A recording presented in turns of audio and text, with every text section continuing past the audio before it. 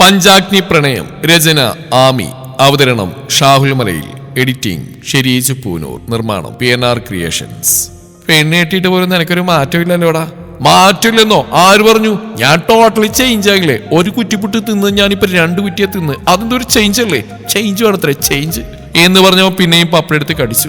അവനോട് പറഞ്ഞിട്ടൊരു കാര്യമില്ലെന്ന് മനസ്സിലാക്കി അവർ ഭക്ഷണം കഴിക്കാൻ തുടങ്ങി. അതേസമയം അവിടെ പെൺപടയെ ചേർത്ത് പിടിച്ചുകൊണ്ട് ആൺപടകൾ അവരവരുടെ പാതികളോടായി. പെട്ടെന്ന് ഒരുങ്ങിയിറങ്ങിയേക്ക്, പോവേണ്ടേ ഹണിമൂണിന് എന്ന് പതിയെ പറഞ്ഞ് ലാസ്റ്റ് ഹണിമൂൺ എന്ന് ഒന്നുകൂടെ ഊന്നി പറഞ്ഞു കേട്ടവർ ചതി, കൊലച്ചതി എന്നുള്ളിൽ രോധിച്ച് പല്ലുകൊണ്ട് അവർക്ക് പുറകെ കസേരയിലായി വന്നിരുന്ന് ഭക്ഷണം കഴിക്കാൻ തുടങ്ങി.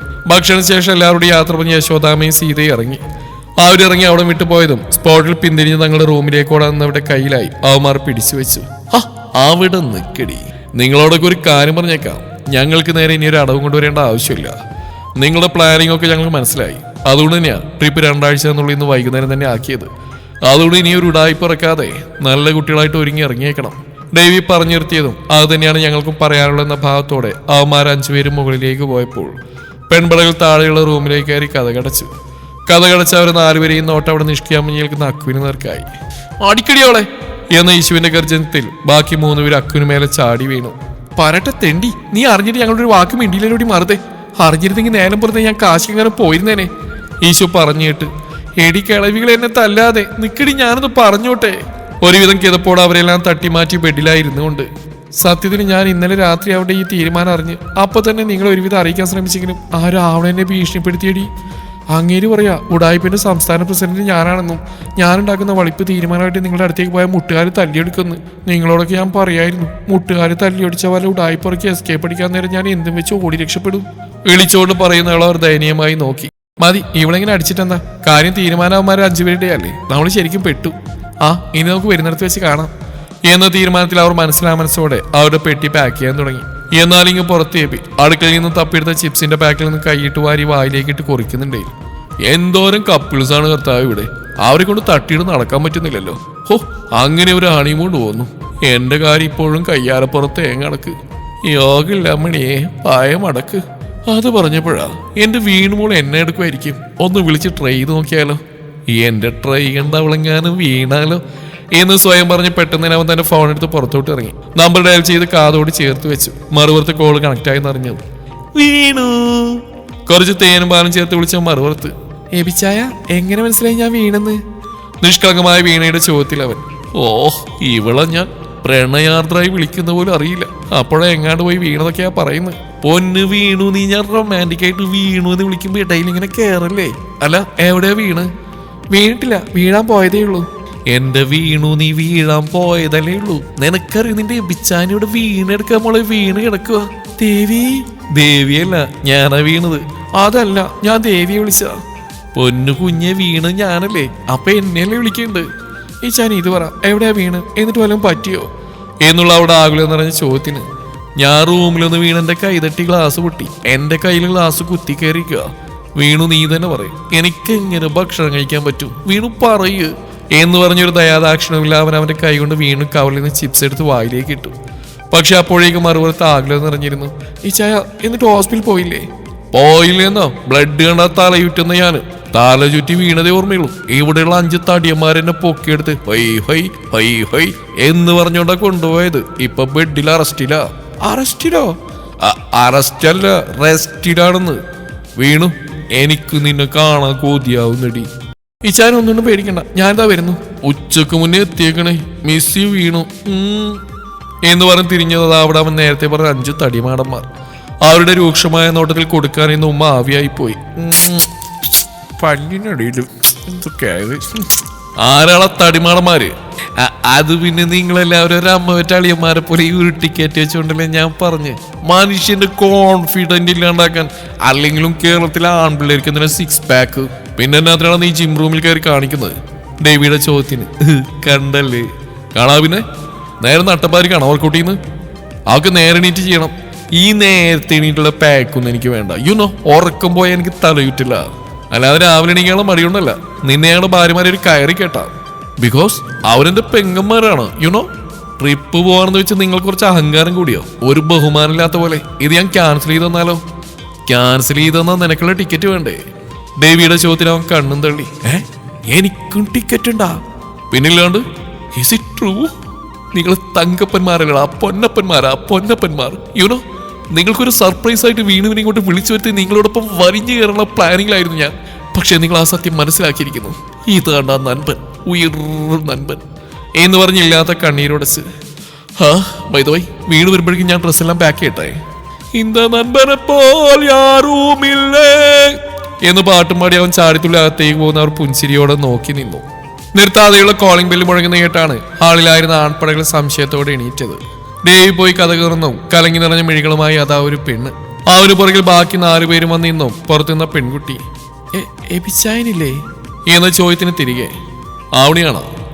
ഇച്ചായൻ എവിടെയാ? ഇച്ചായൻ എന്താ പറ്റിയേ? അവൻ അത് എന്ന് പറഞ്ഞു തുടങ്ങിയ അകത്ത് നിന്നു. ഡേയ് അങ്ങേയാറ് എന്ന് വിളിച്ചു ചോദിച്ച് എബി സ്റ്റെയർ ഇറങ്ങി വന്നു. ആൺപടകൾ ഇരുഭാഗത്തേക്കായി ഒഴിഞ്ഞു മാറി. അവരൊഴിഞ്ഞു മാറിയ ഗ്യാപ്പിലൂടെ എന്തോ വെട്ടി വിഴുങ്ങി നടക്കുന്ന എബിയെ കാണെ വീണ ഒരൊറ്റ കുതിപ്പിന് ഓടിയെടുത്ത് അവൻ ഇറുകെ പുണർന്നു.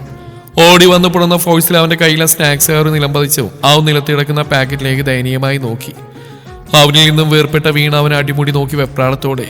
ഇച്ചായ എന്താ പറ്റി? ഇച്ചായ എവിടെ മുറിഞ്ഞേക്കണേ?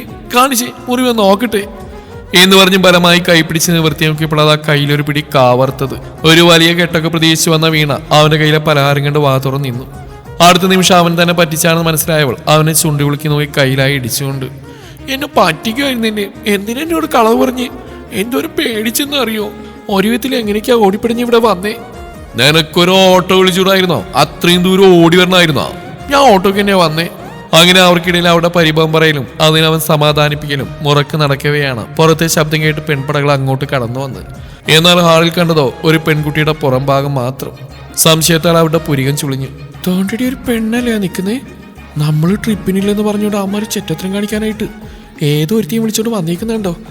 അയ്യോ, എന്റെ കരി പിഴച്ചു പോയേ. പതിഞ്ഞ സ്വരത്തിൽ ഈശോ അവള് മാറി കേൾക്കാൻ പാകത്തിൽ നിലവിളിച്ചു. എന്നാൽ അക്കു, இந்த திருட்டு ബാഗ് എങ്കയോ പത്ത മാതിരി ഇരിക്കേ എന്ന് പറഞ്ഞ് സൈഡ് വലിഞ്ഞ് അവിടെ നിൽക്കുന്നവളെ മുഖം കാണാനായി ഏന്തി വലിഞ്ഞു നോക്കി. അവിടുത്തെ പരിഭവ ഒരു വിധത്തിൽ തീർത്തവൻ ശ്വാസം വലിച്ചു വിട്ട് അവളെ ചേർത്ത് പിടിച്ചുകൊണ്ട് അവന്മാരുടെ നേരെ തിരിഞ്ഞു. ഹായ് ഗൈസ്, ഇതാ എന്റെ ഭാര്യ വീണു, ഐ മീൻ ആവണി, എന്റെ വീണു അല്ലെ വീണു എന്ന് ഇൻട്രൊഡ്യൂസ് ചെയ്ത് അവളിൽ നിന്ന് തെല്ലുമാറി ആൺപിള്ളോട് പതിഞ്ഞ സ്വരത്തിൽ, you all no one thing, എന്റെ വീണ് എന്ത് പറഞ്ഞാലും പെട്ടെന്ന് വീണു എന്നൊരു പ്യാവൻ കുട്ടിയാ.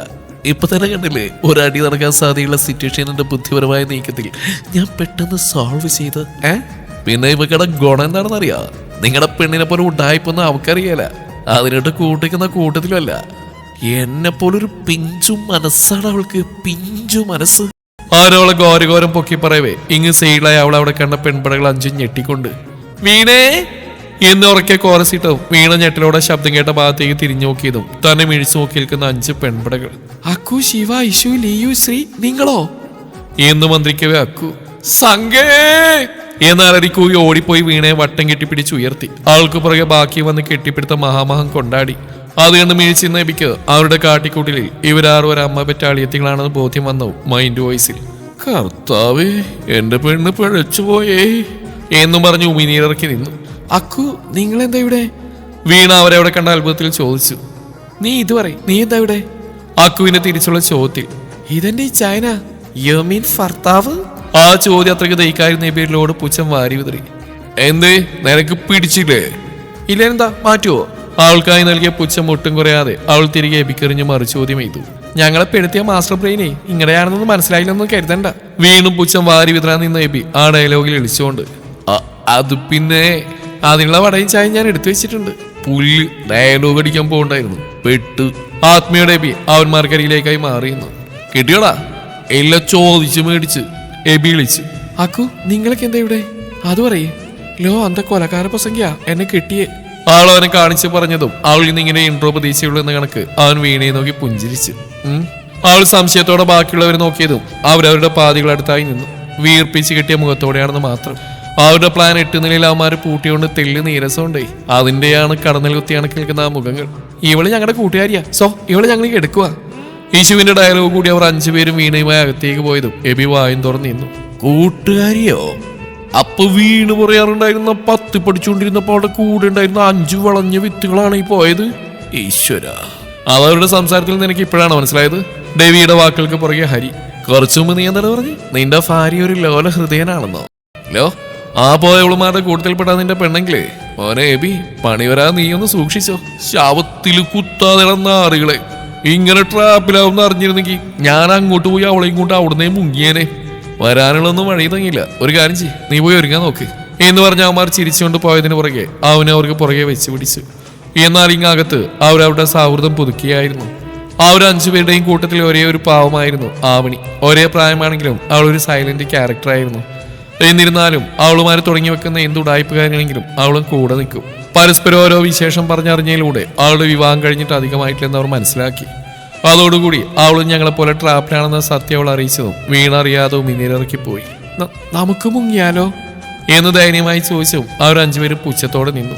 ഏയ് that's idea is not working. നടക്കില്ല മോളെ വീണേ. നിനക്കറിയോ, നമുക്ക് മുങ്ങിയാലോ എന്ന നാടകം ഞങ്ങൾ ഇതിനു മുമ്പ് അവതരിപ്പിച്ച ആട്ടാപടലം പൊട്ടിപ്പോയതാ.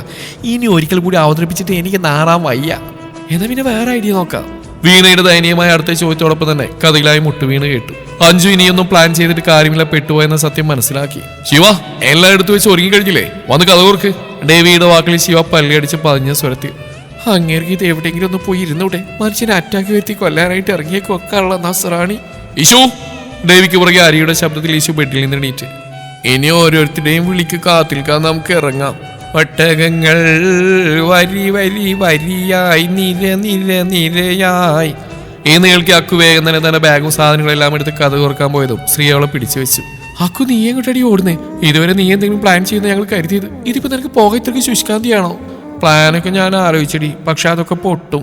ഇനിയും നോക്കി നാമാരെടുത്തോണ്ട് കൊട്ടും. അതിനുമ്പ് നമുക്ക് പോവാം. ഇവിടെ നമ്മൾ പെട്ടുപോയെന്ന സത്യം ഉറപ്പായില്ല.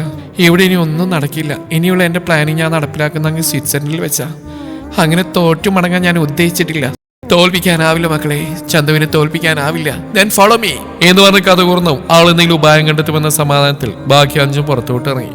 പെൺപട 6 പുറത്തോട്ട് ഇറങ്ങിയതും അത് ആ വുമൻസ് ഡ്രസ്സൊക്കെ ഇട്ടുകൊണ്ട് എല്ലാ സജ്ജീകരണത്തോടെയും അവർ അറഞ്ചും പുറഞ്ചും നിൽക്കുകയാണ്.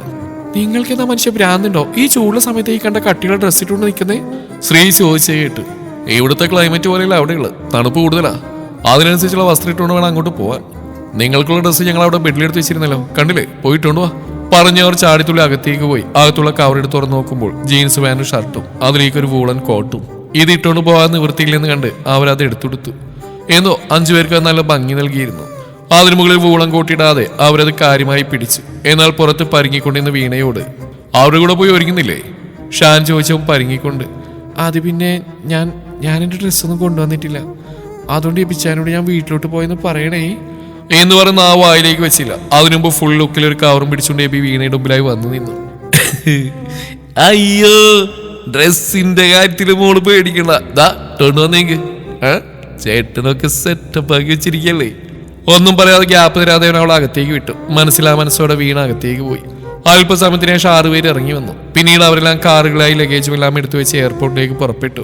മണിക്കൂറുകൾ നീണ്ട യാത്രയ്ക്ക് ശേഷം അവർ 6 ജോഡികൾ സ്വിറ്റ്സർലൻഡിന്റെ മണ്ണിൽ കാലുകുത്തി. അവിടെ എത്തിയപ്പോഴേ തങ്ങളുടെ കോസ്റ്റ്യൂമിന്റെ കാരണം അവർക്ക് ബോധ്യപ്പെട്ടു. എയർപോർട്ടിന് വെളിയിലേക്ക് ഇറങ്ങിയത് മിഴികൾ ഉടക്കിയത് ചുറ്റും പരന്നു കിടക്കുന്ന മഞ്ഞിനാൽ മൂടപ്പെട്ട പാതകളാണ്. ഫ്ലൈറ്റിൽ വെച്ച് തന്നെ കൈകളിൽ വിന്റർ ഗ്ലോ ധരിച്ചിരുന്നു. തലയിലായി വൂളൻ ഹോഡി ജാക്കറ്റിനാൽ മൂടി അവരെല്ലാവരും അവർക്കായി ഏർപ്പെടുത്തിയ ഊബറിൽ സ്ഥാനം പിടിച്ചു. നാട്ടിൽ നിന്ന് വലിയ കാര്യത്തിൽ പ്ലാനെല്ലാം നടപ്പിലാക്കണമെന്നെല്ലാമുള്ള ആലോചനയിൽ വന്നവർ ഒന്ന് പരസ്പരം തമ്മിൽ സംസാരിക്കാൻ പോലും കഴിയാതെ അവന്മാർ ചേർത്ത് പിടിച്ച കൈകൾക്കിടയിൽ തണുപ്പിലാൽ വിറച്ച് ഊബറിൽ ഇരുന്നു. വാഹനം മുന്നോട്ട് സഞ്ചരിക്കവേ റോഡിന് ഇരുഭാഗവും മഞ്ഞിനാൽ മൂടപ്പെട്ട കെട്ടിടങ്ങളെല്ലാം വീക്ഷിച്ചുകൊണ്ട് ശിവ ഡെവിക്ക് നേരെ തിരിഞ്ഞു. നോക്ക്, എനിക്ക് തണുത്തിട്ട് പാടില്ല. സത്യം പറഞ്ഞോളും, തണുപ്പിച്ച് കൊല്ലാനല്ലേ അസുനെയും കൂടി ഇങ്ങോട്ട് വന്നേക്കണേ. അവനോട് മുഖം വീർപ്പിച്ചുകൊണ്ട് പറഞ്ഞു. ഒരു കൈയാൽ അവളെ തന്നിലേക്ക് ചേർത്ത് പിടിച്ചുകൊണ്ട് അവളുടെ കാതിൽ പതിയെ.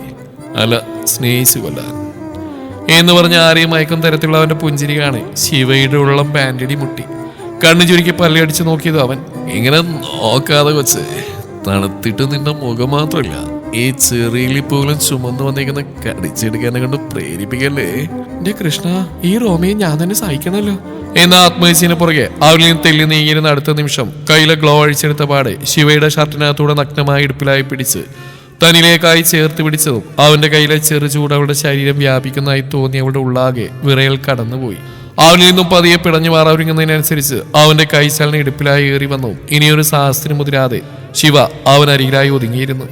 അതറിഞ്ഞ് അവന്റെ ചുണ്ടിലായി വീണ്ടും കള്ളച്ചിരി മിന്നിമാഞ്ഞു. ഇവിടെ ഭയങ്കര തണുപ്പ് അധ്യക്ഷ. നമുക്ക് നാട്ടിലേക്ക് പോയാലോ? എനിക്ക് തണുപ്പൊന്നും വലിയ പരിചയമില്ലാത്ത വല്ല അസുഖവും പിടിപെട്ടാലോ? ജലദോഷമൊക്കെ വന്നാൽ എപ്പോഴും നോക്കി ചീറ്റാൻ സമയം കാണും. ശ്രീ നിഷ്കളങ്കമായി ചോദിച്ചു. ആ കാര്യത്തിൽ എന്റെ പെണ്ണിന് ഒരു പേടിയും വേണ്ട. തണുപ്പടിച്ചിട്ട് അസുഖമില്ല. കാരണം എന്റെ പെണ്ണിന് ആവശ്യത്തിൽ കൂടുതൽ ചൂട് പകർന്നു തരാൻ ഞാനുണ്ടല്ലോ എന്നുപോലെ സൈറ്റ് അടിച്ചതും അവൾക്ക് അവനോടൊന്നും ചോദിക്കണ്ടായിരുന്നു എന്ന് പോലും തോന്നിപ്പോയി. കാര്യം ഇങ്ങനെ ദഹിപ്പിച്ച് കൊല്ലൂലോ. ആത്മയോടെ വെളുക്കെ ചിരിച്ച്. അത് അരിയേട്ടാ, ഞാനേ വിളിച്ചിട്ടുണ്ടല്ലോ. ഇതിങ്ങോട്ട് പുറത്തോട്ട് നോക്കിയേ, ഇവിടെ ഒന്നും കാണാൻ പോലും ഇല്ല. ആ വീടിന്റെ ജനല് പോലും പാതി കാണുന്നുള്ളൂ. അതിന് മറ്റുള്ളവരുടെ ജനലിലൂടെ ഒളിഞ്ഞു നോക്കാനല്ലോ ഇങ്ങോട്ട് വന്നിരിക്കുന്നേ.